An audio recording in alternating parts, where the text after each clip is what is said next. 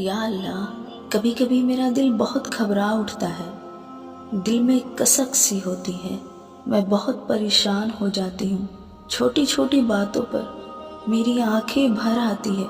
میں پھر سوچتی ہوں کہ میرے ہی ساتھ ایسا کیوں ہو رہا ہے، میں کیوں ایسی بنائی گئی، کاش میں پیدا ہی نہ ہوتی۔ دل بے چین ہو جاتا ہے، میرے دل میں طرح طرح کے خیالات آتے ہیں۔ اے اللہ، میں بہت بڑی مصیبت میں ہوں، تو مجھے نجات دے دے، میں پریشان ہوں، میری مدد فرما، میں اب صبر نہیں کر پاؤں گی، میری ہمت ٹوٹ چکی ہے، تو مضبوط بنا دے۔